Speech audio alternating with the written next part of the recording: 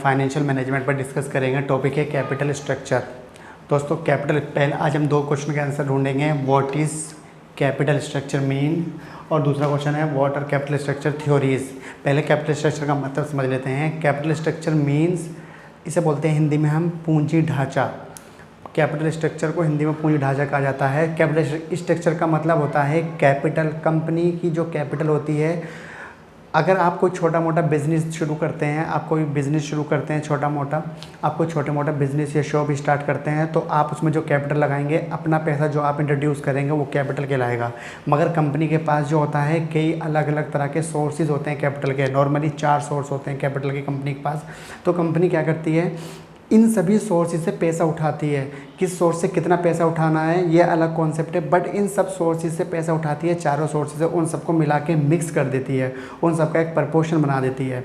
तो इसी को कैपिटल स्ट्रक्चर कहा जाता है। तो कैपिटल स्ट्रक्चर का मतलब होता है कंपनी का, कैपिटल स्ट्रक्चर का मतलब होता है mixture of various source of capital into the capital of A firm. और ये सब लॉन्ग टर्म सोर्सेज होते हैं, शॉर्ट टर्म सोर्सेज को कंसीडर नहीं किया जाता।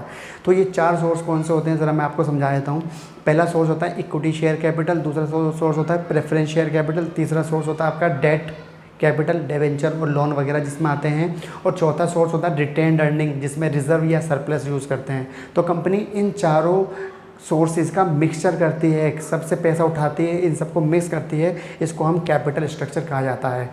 कैपिटल स्ट्रक्चर डिसाइड करना सबसे डिफ़िकल्ट काम है। क्यों? ज़रा हम 2 सोर्स ऑफ कैपिटल पे बात करते हैं, equity and debt debenture. Equity जो होता है ये बहुत महंगी कैपिटल होती है, कॉस्टली कैपिटल होती है। जो डेट होता है ये सस्ती कैपिटल होती है। मगर इक्विटी जो होती है रिस्की नहीं होती, डेट जो होती है बहुत रिस्की होती है।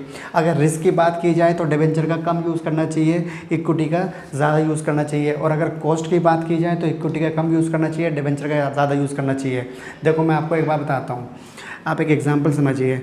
आपको मान लो 2 किलो सब्ज़ी लेनी है, 2 किलो आलू लेने हैं। 2 आलू हैं, एक कम रिस्की अच्छे वाले हैं 20 रुपये किलो, एक जो हैं थोड़े से रिस्की हैं, उनमें रिस्क है आपके ख़राब होने या मीठे होने का डर है, वो 10 रुपये केजी हैं। अगर आपने 20 रुपये केजी के आलू ले लिए सारे, तो आपकी कॉस्ट बहुत ज़्यादा बढ़ जाएगी। आप इसको जब सेल करेंगे, आपका कोई रेस्टोरेंट है या जो भी है, बिज़नेस पर्पज़ के लिए आपने ख़रीदा, तो आपको बहुत ज़्यादा महंगा प्रोडक्ट पड़ेगा आपका ये। तो इस वजह से अगर आपने ये सस्ता ले लिया सारा, तो हो सकता है आपका माल ख़राब हो जाए, देर इज़ अ रिस्क। तो इस वजह से क्या करें, दोनों को मिक्स अगर हम कर लें, 1 किलो ये ले लेते हैं, 1 किलो ये, और दोनों को मिक्स कर दें, तो 2 किलो जो हो गया 30 रुपये का, मतलब 15 रुपये किलो हो जाएगा हमारा। तो इससे हमारी कॉस्ट कम हो गई। तो इसी चीज़ को यहाँ लगाते हैं।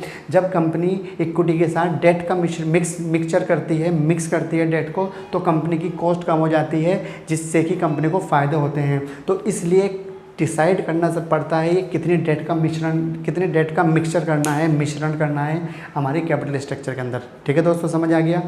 तो इस चीज़ को ही हम बोलते हैं कैपिटल स्ट्रक्चर, और जो इसके लिए डिसीजन लेते हैं इसे बोलते हैं कैपिटल स्ट्रक्चर डिसीजन। ये फाइनेंशियल मैनेजमेंट का एक ही बहुत इंपॉर्टेंट फंक्शन है, काम है। ठीक है दोस्तों, समझ आया आपको ये बात? What is capital structure mean. अब आगे बात करते हैं कैपिटल स्ट्रक्चर की थ्योरीज़। कितनी थ्योरीज़ हैं कैपिटल स्ट्रक्चर की? टोटल 4।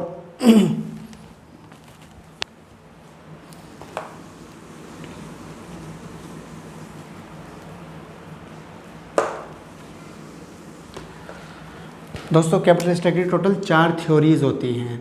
एक होता है NI अप्रोच।